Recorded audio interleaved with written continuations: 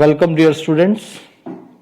Welcome to the second part of Chapter 4 of Democratic Politics, Gender, Religion and Caste. Let us have a quick recap what we have studied in the part 1. In part 1, we studied about gender and politics. We discussed about sexual division of labor. We also discussed about the feminist movements which have brought changes in the world. We discussed that why in our country women still lag much behind men. We also discussed that how the status of women can be improved in the society. Yes, we discussed about women's political representation. Now, in this part 2, we are going to discuss the second one, that is religion and politics. Now, let us turn to a very different kind of social division.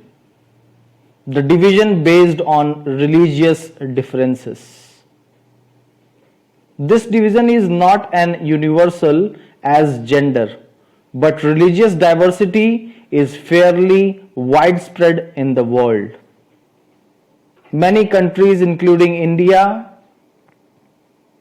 have their population and followers of different religions. Most of the people belong to the same religion. There can be some serious differences also. It is not that people from different religion have differences. It is possible that people within a single religion can also have differences. These differences, these religious differences are often expressed in the field of politics. So, religion and politics. Before moving to the chapter, let us have a look at what is the relationship between religion and politics. Gandhiji used to say that religion can never be separated from politics. Now, you might be thinking what he is saying. Actually, he meant by religion was not any particular religion like Hinduism or Islam, but actually he was talking about moral values that inform all religions. He believed that politics must be guided by ethics drawn from religion, the moral values of the religion. That's why he said religion can never be separated from politics. Human rights groups in our country have argued that most of the victims of communal rights in our country are people from religious minorities. They have demanded that government should take special steps to protect religious minorities. This was a report of Human Rights Group. Now, if we talk about family laws, women's movement have argued that family laws of all religion discriminate against women. So, they have demanded that government should change these laws to make them more equitable, means equal for all. All these instances involve a relationship between religion and politics. Now, let us discuss when this religion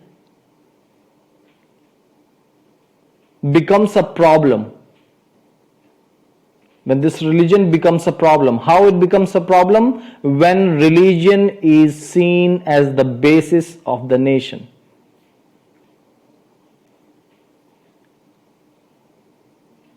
Before talking about it, let us talk about religion and politics once more, so that you can understand the relationship between religion and politics. Mahatma Gandhi believed that politics must be guided by ethics drawn from all religions. Ideas, ideals, and values drawn from different religions should play important role in politics. People should be able to express in politics their needs and demands as a member of a religious community.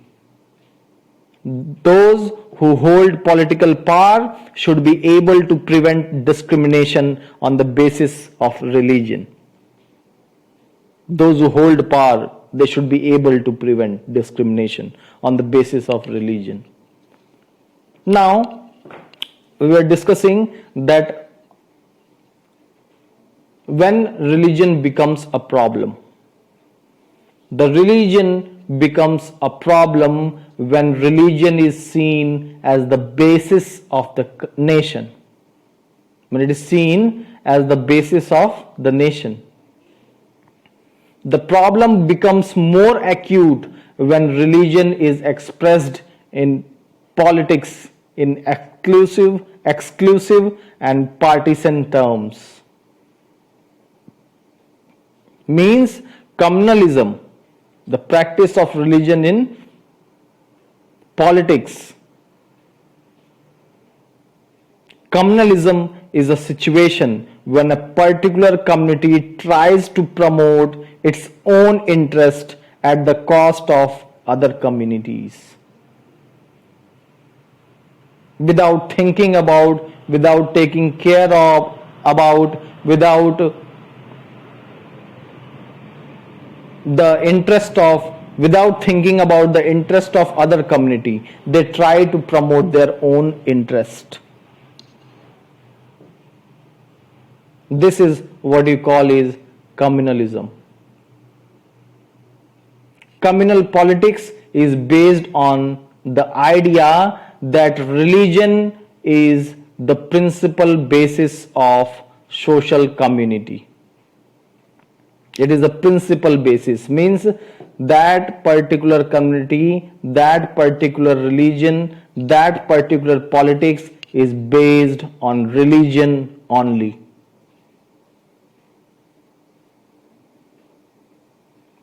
Now, let us discuss how communalism problem becomes more acute. When religion is seen as the basis of the nation. When one religion and its followers are discriminated by others. When people start believing that belief of their religion is superior than other religions. When the state power is used to establish the domination of one religion over the others. This is where the problem of communalism becomes more acute and is dangerous.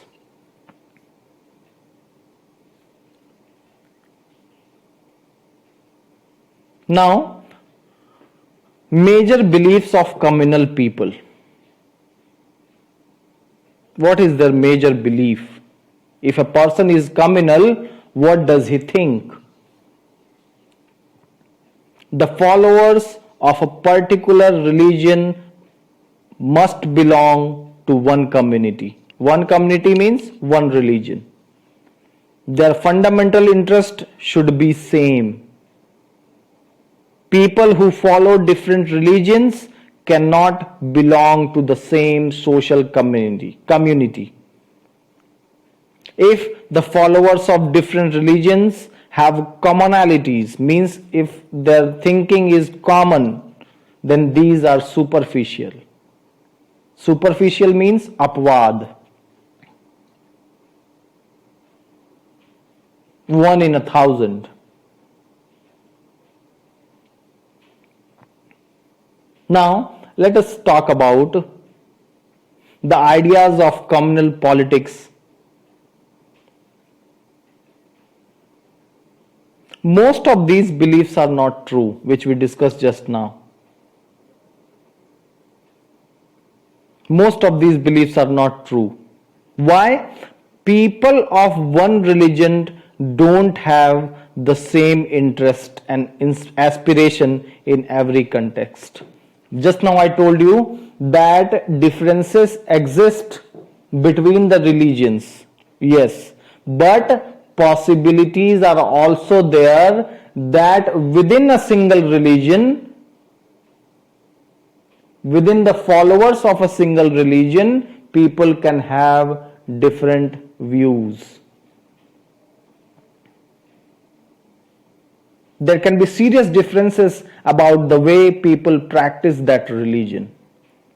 You can find many people within a religion of different thoughts. So, people of one religion don't have the same interest and aspirations in every context. Everyone has several other roles, positions, and identities. There are many voices inside every community. It is not that the whole community talks about the same thing. There are many voices. They have different ideas, different views regarding any of the context, any of the points, any of the issues. All these voices have the right to be heard. So, this which we are talking about, communal people, most fundamentally flawed, means wrong. Fundamentally they are wrong because of these 5 points. Now let us talk about what communalism can take, how communalism can take various forms in politics. Communalism can take various forms in politics. How? Let us have a brief discussion. After that, we'll have a detailed one. People often believe that ideas of their religion are superior to the ideas of other religions.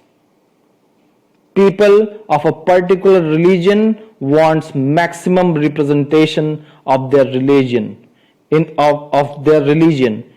the politics. This takes the form of majoritarianism, majoritarian dominance. When people of a particular religion wants maximum representation of their religion in the politics. Now let us discuss the first point in detail. The most common expression of communalism is in everyday beliefs. These routinely involve religious prejudices, stereotypes of religious communities, and beliefs in the superiority of one's religion over the other religions. This is so common that we often fail to notice it. We are so much used to it in our day-to-day life that we often fail to notice it, even if we believe in it. We believe that communalism shouldn't be practiced in the society, but we are so much involved in it that we fail to notice it. Second point, a communal mind often leads to a quest for political dominance of one's own religious community. For those belonging to majority community, this takes the form of majoritarian dominance. Likewise, we saw in Sri Lanka, in the chapter power sharing, we discussed about Sri Lanka. There majoritarianism was practiced, where it was believed that people who belong to a religion which is in majority should rule over minority. And if the group is in minority, For those belonging to minority community, what do? They desire to form a separate political unit. Means for majorities, there should be a different political unit, and for minorities, there should be different political unit.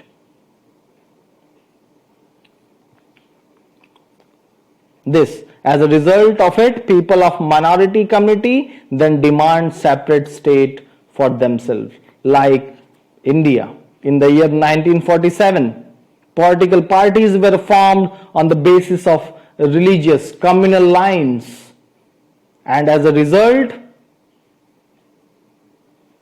Pakistan was formed. India, our country, was divided into two parts. Just why? People of minority community then demanded separate state for themselves. Fourth one, mobilizing people on communal lines in politics is another form of communal politics. Now, mobilizing people. Mobilizing means mass gathering of people on communal lines, means on the basis of religion. Political mobilization, political mass gathering on religious line is another frequent form of communalism. This involves the use of sacred symbols. Many parties, they use sacred symbols. In their mass gathering, they invite religious leaders and they make an emotional appeal. They make an emotional appeal to the people, to the followers of one religion, to vote for them. In electoral politics, this often involves special appeal to the interest or emotion of voters of one religion in preference to others. They mobilize people, mass gathering of the people in political arena with the help of sacred symbols, with the help of religious leaders, with the help of religious slogan by leaders. They try to muster the support of the people. This is what you call is mobilizing people on communal lines. In its most ugly form, communalism leads to violence. People from various religions are opposite to each other, and they use violence to show their religion domination. Sometimes communalism takes its most ugly form of communal violence, riots. India and Pakistan suffered one of the worst communal riots at the time of the partition. The post-independence period has also seen large-scale communal violence. So these were some of the ugly forms which communalism can take. Different forms of communal politics.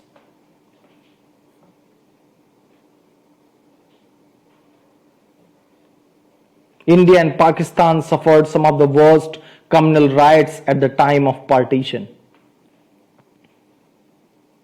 Overall, I want to say that communalism, religion in politics is good, but communalism, when that religion takes the form of communalism in politics, is bad. It leads to communal violence. Faz, he said, we remain strangers even after so many meetings. Blood stains remain even after so many rains. हम तो ठहरे अजनबी कितनी मुलाकातों के बाद, खून के धब्बे धुलेंगे कितनी बरसातों के बाद. This is the most ugly form of communalism in politics.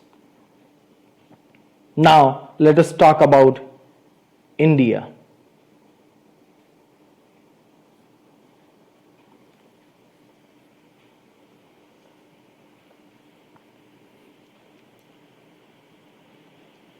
Again, for your revision, let me call upon some of the important points that what forms can communism take in politics. It involves religious prejudices, stereotypes of religious communities, and beliefs in the superiority of one's religion over the other religions. Communal mind leads to a quest for political dominance of one's own religious community. If it is a majority community, majoritarian dominance is there. Likewise in Sri Lanka. If it is a minority community, it forms a separate political unit. After that, we discussed about political mobilization using symbols, religious leaders, emotional appeal, and plain fear in order to bring the followers of one religion together in the political arena. And after that, we discussed about communal violence. India and Pakistan at the time of partition. Those were the worst communal riots at the time of the partition. What do communal mind thinks? Followers of one religion must belong to one community. Their fundamental interests are same.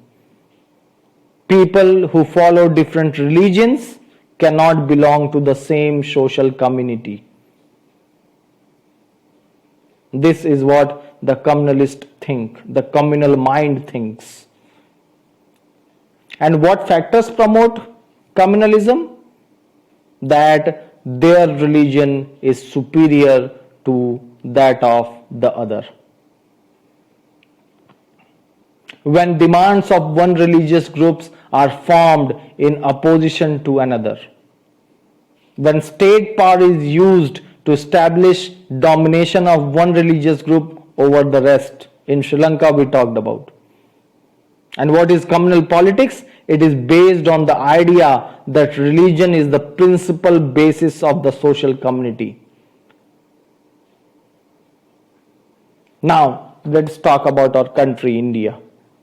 Why India is called a secular state. Constitutional provisions that make India a secular state. Let us have a brief discussion. After that, we'll talk in detail.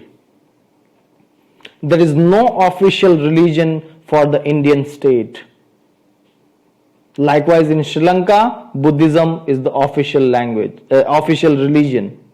In Pakistan, Islam is the official religion. In England, Christianity is the official religion. But there is no official religion of Indian state. That's why it is called secular state.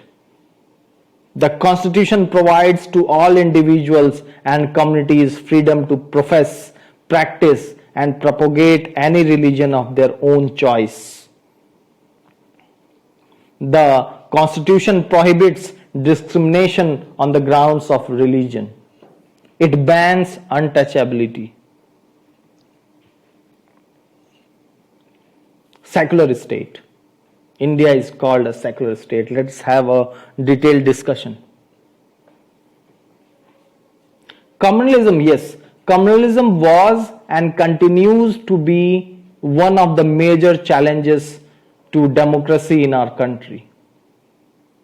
The makers of our constitution were aware of this challenge.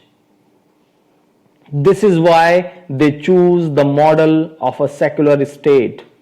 This choice was reflected in several constitutional provisions. And what were those provisions? There is no official religion for the Indian state, unlike the status of Buddhism in Sri Lanka. Mind you, unlike that of Islam in Pakistan and that of Christianity in England. Our constitution does not give a special status to any religion. The Constitution provides to all individuals and communities freedom to profess, practice, and propagate any religion or not to follow any. The Constitution prohibits discrimination on the grounds of religion. At the same time, Constitution allows the state to intervene in the matter of religion in order to ensure equality within religious communities. For example, it bans untouchability. Secularism is not just an ideology of some political parties or person. This idea constitutes one of the foundation of our country. It is one of the foundations of our country.